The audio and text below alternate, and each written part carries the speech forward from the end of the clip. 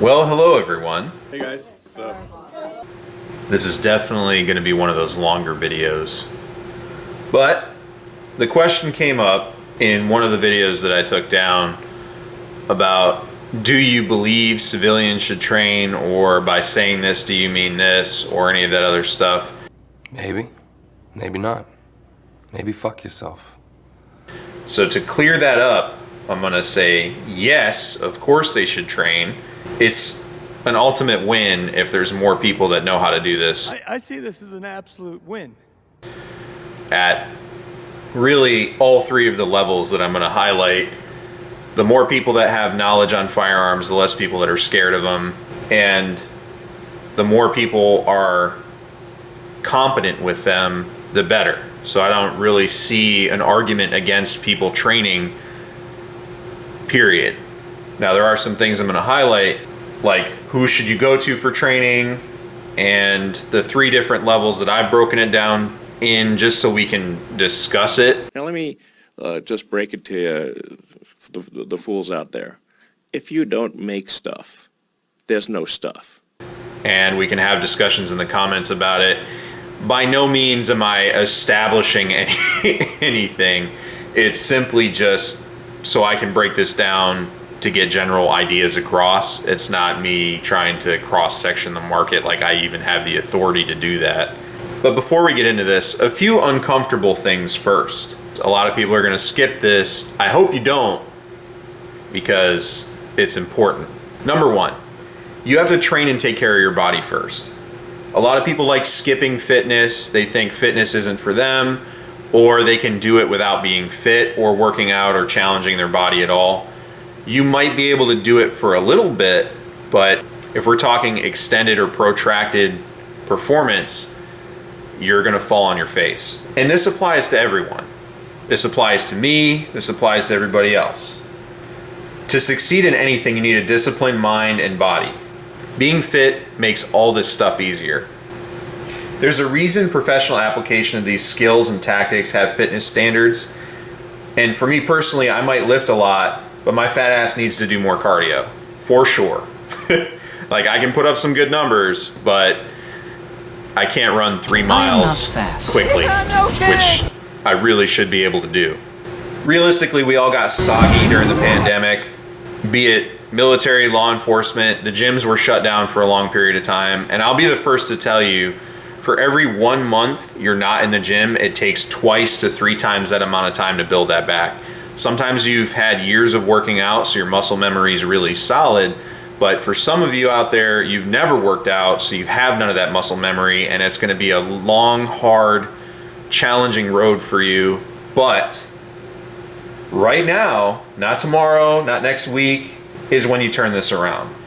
Running is free, body weight exercise is free, and being active is free. You can go out for a walk, you can do all this stuff. No one is stopping you from doing that. So drink water, get in the gym, and stop making excuses. Fights aren't won, nor will they be stopped by excuses. So drink water. And this is something I wish I had listened to my father about. He told me when I was young, start taking this glucosamine stuff. It protects your cartilage and your joints. If I had listened to him, I probably wouldn't have all the injuries I have now. And now that I'm on this, it's wonderful. I don't necessarily recommend taking certain things before certain ages. So if you're watching me and you're about to join the military, you're like 17, 18, there's a lot of stuff you shouldn't be taking yet. But this, you can start taking immediately, and it's only going to help you. So get on this and get on this. No soda, water.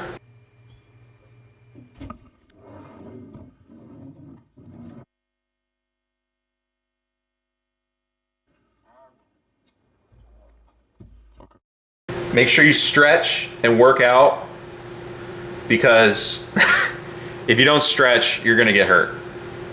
Which is, again, something I wish I had listened to the older guys about instead of laughing it off. And at the end of the day, you are responsible for you. The person you're bringing to a self-defense situation, a fight, a battle, anything, is you and your responsibility alone. No one can do it for you. You can't go to sleep and have someone else take over your body and work it out while you're sleeping. It's not how this works. You need to get out there and you need to get it done. Being in shape gives you stamina, and the sustainability to do work. If you can do well now and you don't work out, imagine how much better you're going to be if you do. Fucking Diesel, square-headed, destroying machine, fast twitch, muscle fiber, and angst. And finally in his life, he's become special after years of neglect. All right, off that particular topic. Number 2, Jiu-Jitsu and Muay Thai will get you places. It'll humble you fast, teach you, and test you. And for those of you listening right now that are the what if guys, well, what if I do this or what if I do that?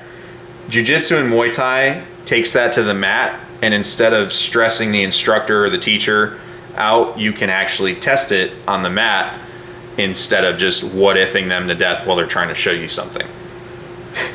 And for those out there laughing right now, nothing like hands-on, am I right?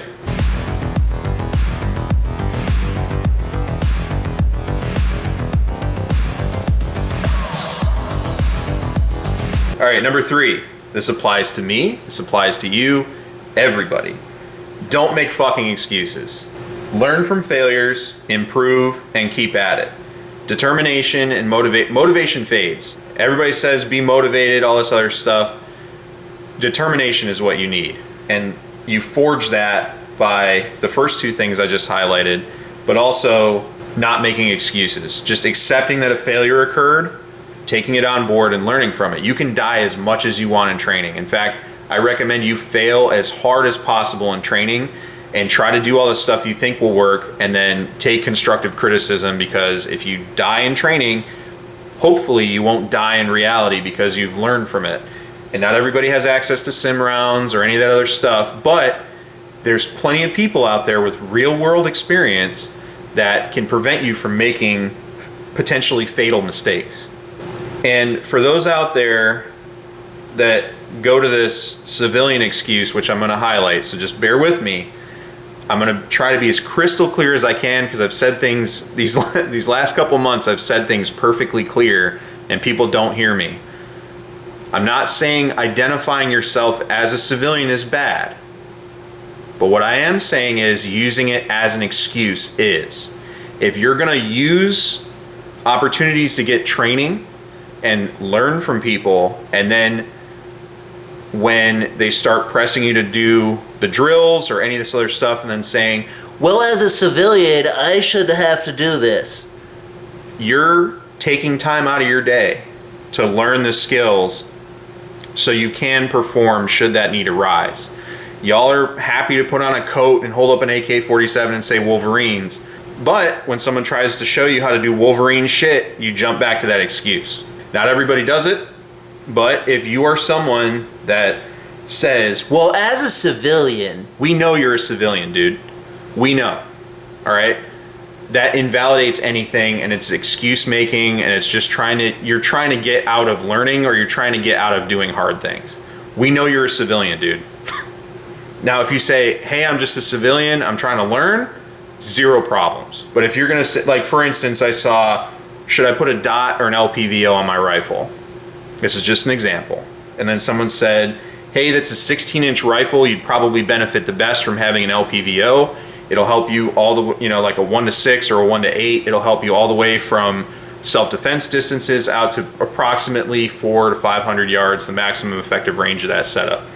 And then they would say, well, as a civilian, I don't see the need. Then shut up. If you're going to pull that excuse out, just quit while you're ahead. It's a self-defeating attitude, and you're not going to get anywhere with it.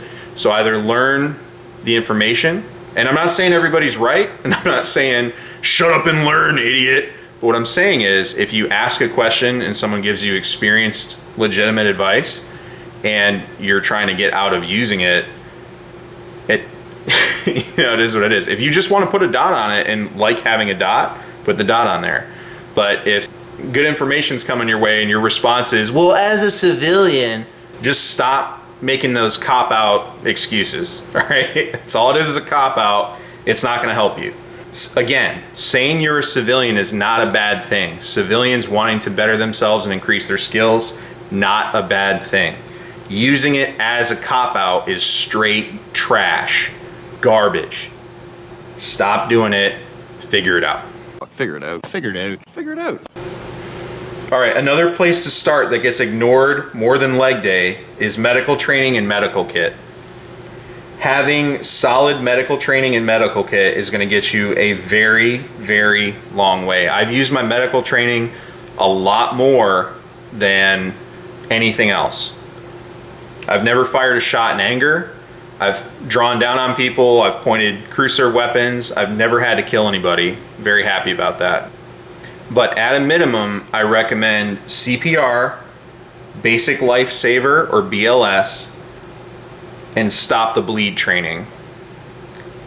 CPR and Basic Lifesaver are the most widely available classes. You can go take them at a community college, you can go take them, they're literally everywhere. You just look them up and you can find the closest place to find them. CPR changes a little bit here and there, but by and large, being able to do compressions, do them properly, and the Basic Lifesaver course is going to get you a long way. Basic Lifesaver is a little more advanced than CPR. Stop the Bleed is about gunshot wounds, stabs, stuff like that, stopping femoral bleeds, all that other stuff. Very, very important. So get you some North American rescue gear and practice. We've had to apply tourniquets and airways. They suck. And I explained to some people the airways that we use in the military, the nasal ones, and they say, "Oh my God, you animals." Yes.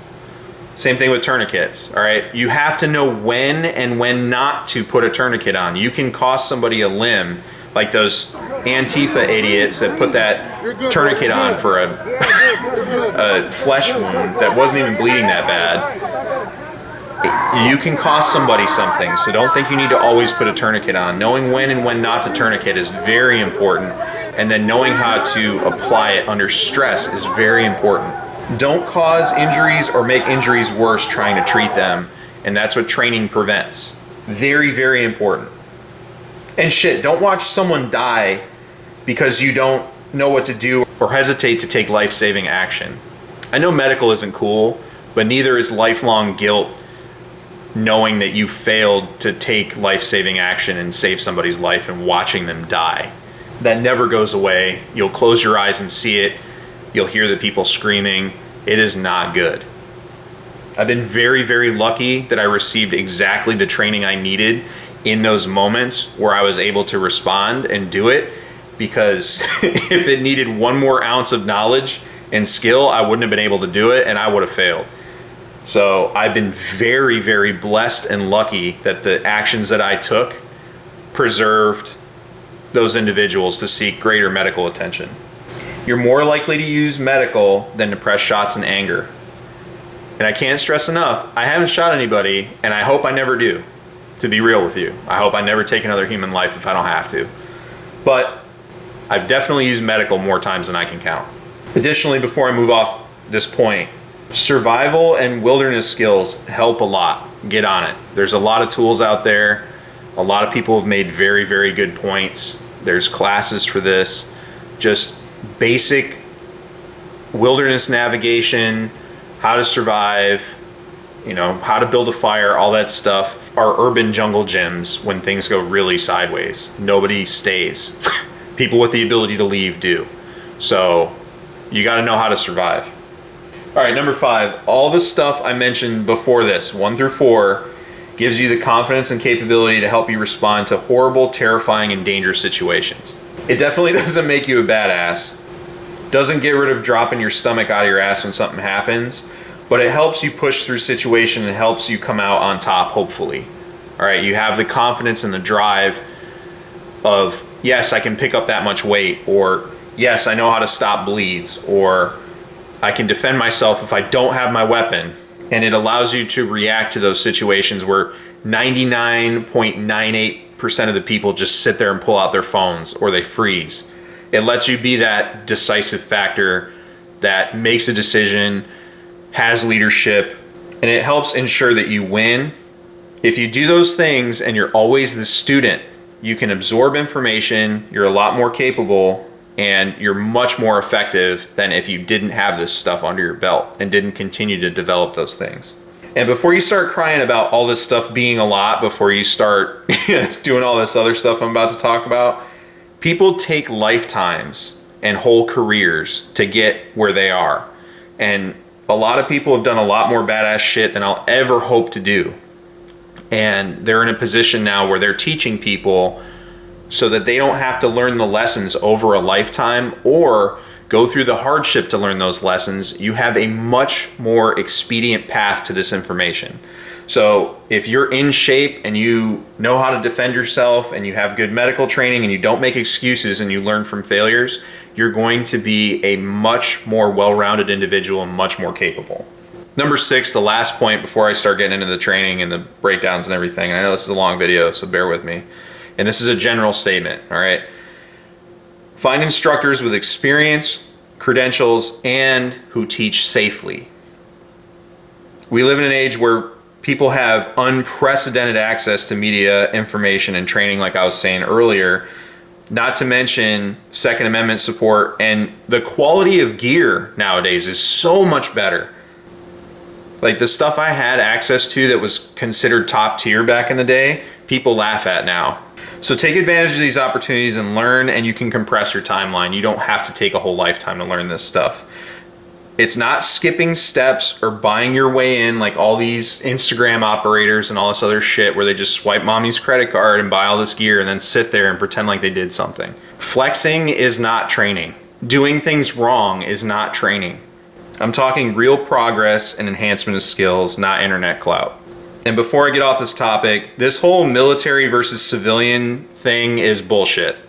Dakota Meyer aside, all right, before that, this whole straw man argument of, oh, the military and law enforcement don't want civilians to train and people don't like us training and all this other horse shit I had to listen to is immediately proven false, immediately debunked by the amount of military and law enforcement instructors that are teaching civilians now and have been for decades. I can list off probably 20 instructors right now that are military or law enforcement that are training people and have trained people their entire time. Right? Clint Smith since the 80s. Every time you hear this straw man argument that's causing division between the military, law enforcement, and civilian community, just knock that shit down. It's stupid. It's unnecessary division. It's a straw man argument for some people to try to justify. I don't even know what they're trying to justify. Like, don't go to them because they don't like you, or so, I don't know what. I don't understand that argument. It's immediately proven false. Immediately. And how many military people and law enforcement people disagreed when it's brought up and say, no, I'm out here training people. I defy that. Don't believe that straw man, Democrat style, divide us to conquer us argument. It's not based in fact. And I know that portion was long, so let's get to the end here. I've broken training down to basic, intermediate, and advanced. Basic, for our discussion purpose here, is marksmanship, home defense, and self-defense. So it's very, very basic stuff. And while I'm on the basic topic, it is completely fine to just enjoy firearms as a hobby. You do not have to jump full bore. All right, this video is not telling you that you are less than because you don't want to jump through hoops or do all these tactical things or get all this gear or any of that stuff. If you just want to enjoy firearms as a hobby, that is completely fine. Now with basic marksmanship, there's lots of reputable instructors and easy classes to find. A lot of local gun shops are going to be able to teach you the basics for a lot of new gun owners out there. And you can find advanced classes for marksmanship, but I would take basic pistol, rifle, and just get those classes under my belt, and then start going to a self-defense or concealed carry course where they teach you how to draw out of the holster and engage, reholster safely, all those things. And that'll cover your self-defense aspect and home defense. Home defense is where you get basic movement tactics, taking a strong position, getting your phone to call 911, you know, stuff like that. It teaches you a lot of good stuff. And it's going to be different for a lot of people. You might live in an apartment So just because something works for somebody in a rural area with a farm doesn't mean it's going to work in other places. So you have to tailor that to your situation. Alakablam! Okay, people can give you general advice, but most people are just going to give you generic advice, if that makes sense. Very few people will just ask you what your situation is and say, okay, well, given those factors, this. They'll just be like, nope, do this because I said so, bye. So just keep that in mind. And before I come off of the basic level stuff, you have to, it's not an option, you have to develop safety, muzzle discipline, or you can't truly go any further. The 4 firearm safety rules are in place for a reason. They weren't just made up to make things not cool, and no one likes safety. Same thing with muzzling people or treating a weapon as if it's, look, to be real with everybody, you can violate 1 or 2 of the firearm safety rules. The one you can never violate is pointing a weapon at something you don't intend to shoot. I strongly encourage you to use all the safety rules, and there are going to be situations where some are not prudent, but if you point at somebody and you're unsafe, you will kill them. Firearms are dangerous. The measure of a man or woman with a firearm is how proficient they are, and proficiency is safety. You'll be really shocked to find out that a lot of these high-speed operator types do things safely. Safety is a big thing. They do a safety brief before training. They have sectors of fire for a reason. The 4 firearm safety rules are read. Everything's done like that. Don't think because they're at a higher level that they muzzle each other. There's certain instances where you got to do what you got to do, all right? But they don't enjoy muzzling each other, okay? So don't think that muzzle awareness or safety is something once you get to a certain level you abandon. If anything, it's actually more important. If you talk to SEALs, you talk to USASOC, you talk to Marines, MARSOC, Air Force, they do more checks and more safety as the stuff gets more advanced. So don't think that that's just something you can chuck over your shoulder, or once you get to a certain level you don't have to do it anymore. It's always. Don't take unnecessary risks. They're dumb. They're not cool, they're stupid as fuck, and they can cause you to have a problem that you wouldn't otherwise have. Don't make unnecessary journeys. Don't take risks on treacherous roads. And don't swim in the sea. Incredibly, people have been spotted in the water here in Blackrock and Salt Hill, both today and yesterday. Intermediate level. Now, intermediate level is, this is where the professional aspect comes in, or you've progressed through classes to start learning this stuff, and this is basic buddy work and team tactics. Longer range engagements, we're talking long range precision and accuracy. For long range precision, I highly recommend, by the way, a YouTube channel. He's been around forever, and he's put out some of the best information on long range precision, getting started, getting set up, understanding literally everything about the rifle, be it your bore, copper fouling, in the bore, load selection, literally everything. It's Rex Reviews. It's either Tiberosaurus Rex or Tiberosaurus, I don't know. Tiberosaurus Rex, I might be saying it wrong. But Rex Reviews, if you're looking for long range precision shooting, that's the go-to guy on YouTube. He also teaches in-person classes. There's other excellent resources to go get training from. I just really like the knowledge depth and delivery from Rex Reviews. He's solid, and if I ever get to take a long range precision class, I'm gonna try to take it from him and a couple other dudes. But I do really enjoy how he puts stuff together and delivers information. So definitely go over there and check his channel out. Again, in-person classes are key, but if you can retain information and you are a visual learner and you can absorb from YouTube presentation videos, it's an excellent resource to learn a lot of information. And really working with your gear, rifle pistol transitions, movement, stuff like that. Also incorporating basic tactics for area and perimeter security, defense and offense. This is also where you get into sim rounds, and supervised shoot houses is in your intermediate level. So where you start as a reaction force member in the military for certain things, and there's varying degrees of this. When you're in that arena, that's where that stuff comes from. You can really develop long-range precision skills and learn how to engage something at a further distance. These are more military or SWAT tactics, sometimes law enforcement.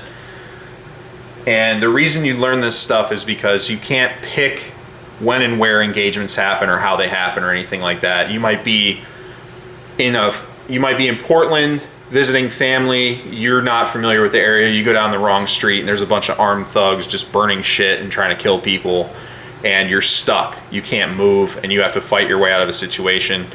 Or there's people with clear verbal intent, you're in South Africa and there's people coming to your residence to kill you and you're on a farm and you know they're coming to kill you because they're saying, "We're gonna kill you, motherfucker," and they're trying to kill you.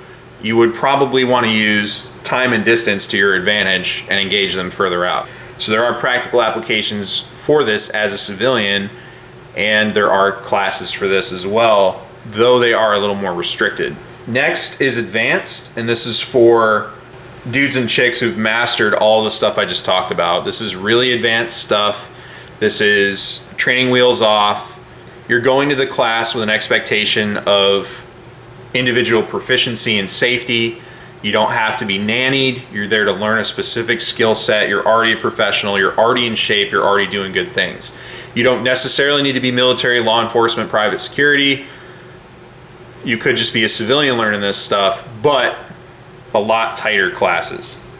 There's also usually a vetting process for this, and there's a reason that these tactics are restricted. It's not like there's not some guy like, "You're not worthy, gatekeeper." It's, if this stuff gets out to the general public, there's people that would do bad things with it. So that's why there's the vetting process and all this other stuff. So some people like to take it personally, but it's not a personal thing. It's just, have you proven yourself to the people that you're working with and taking the class from, and you're not going to go immediately go do horrible things with this. So that's what that is. You can feel about it how you're going to feel about it. I have no control over that. People getting their fifis really easy nowadays, but realistically, these classes are restricted for a reason, and usually it's invite only. You also have a professional need or application for these skills, and get, like I was saying earlier, special departmental access to this training, usually SWAT, marshals, BORTAC, specialized teams. Certain private security that's going to do EST missions, things like that, are going to get this advanced training because, quite frankly, they need it to win. So this is the advanced level. Past that is your operator level, where everybody wants to be and emulate your special operators, your CIA contractors and all this other stuff, your super duper operator badasses. And some of you are going to say, where can I get that training? Good news, you can join a department, agency, or military branch and go through that pipeline because they're all hiring. So before you complain, they're hiring and they need people. Don't make excuses, go try out, and then if you make it, you can reach back and talk shit to me all you want. Be like, haha, I made it, you didn't, you never tried, you soggy piece of shit. And I'll be like, you are absolutely right, congratulations. I'll be the first one to salute you or shake your hand. Congratulations. Think I can do this shit, huh?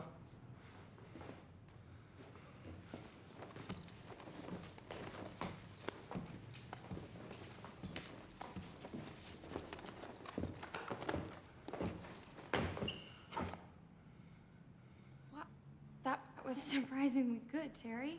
2, these skills are job specific. So unless you want to do HVT elimination, hostage rescue, secret agent stuff, you don't really need to get into this sort of thing, right?